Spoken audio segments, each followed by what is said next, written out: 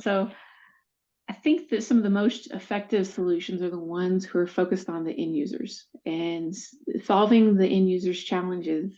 And it's not an easy task. You have to understand how they're going to use the solution and in what environment, and really envision, put yourself in their shoes. With that, Jack, I'd like to start with you to understand how you're using the technology at Rolls-Royce. Yeah, uh, we kind of run a lot of different areas with augmented reality. Taking a look at it along our life cycle, there's several points.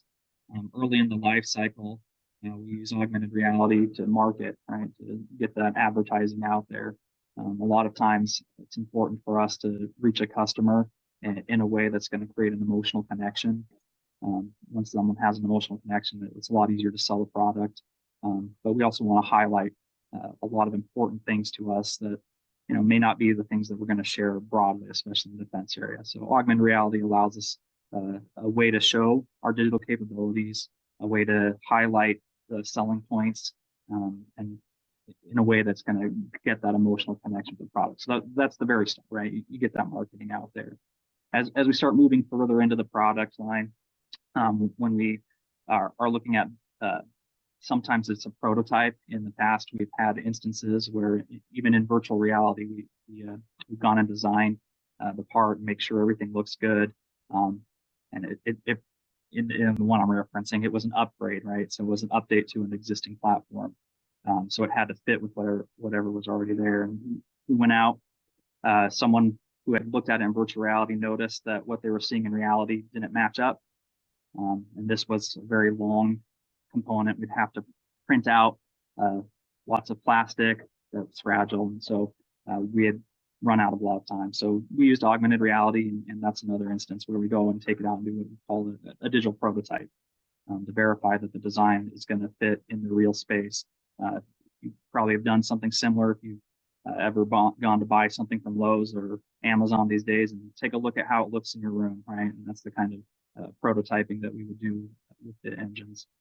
Then when we move into the manufacturing and assembly area, you've got very complex wire routings and tube routing. So it becomes sometimes it looks like a rat's nest that you're trying to decipher where things go.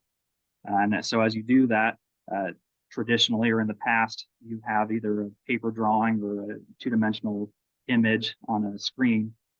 And you've got a series of these, and you're trying to imagine where 10 different wires that look very similar, have very similar connections, where each one of these are supposed to actually connect up. And you make the wrong connection, after you've made a few, you might have to start all over, right? And so it can be very frustrating, and it can be prone to a lot of errors, right? And so in a situation like that, being able to use an overlay, you remove that cognitive resource that's occupied in trying to imagine something that's real, and you just go and do it. You just go take it and look, and you do it. So very, very basic, very, very easy and quick wins that are gained in the manufacturing assembly floor. And for us, that's where we've seen the biggest value, biggest impact, I'd say, on value is in that manufacturing area. And then it doesn't stop there. What you build out in the manufacturing, then you can go into your maintenance, repair, and overhaul. So when you're out there with people, for us, a lot of times in the military, these are 18-year-old, just out of high school. Maybe they've been through a bit of training, but they're out there expected to make sure that these aircraft are able to fly at a moment's notice. Lives depend on it often, a lot of pressure for an 18-year-old kid. So being able to have that connection back to either their own experts or our experts is what we like to do. We'll have an augmented overlay teaching them, making sure that they're doing things right. So that's involved in there. We do also kind of use the augmented reality in aspects of training as well. Typically, that's more for like on the job training when you have something real to augment. Probably spoken too long, but running the gambit of our life cycle is how we apply the augmented reality. No, I think you captured it quite well. And what I'm gathering from what you're saying is that it's not just a solution for one area of your workflow. It's a solution for the entire life cycle of your workflow, from the design phase through manufacturing to maintenance and sustainment, to the end operations. And then also the error prevention. When you say they can just take it and go, look and go perform the task, it means that they're taking out the need to interpret.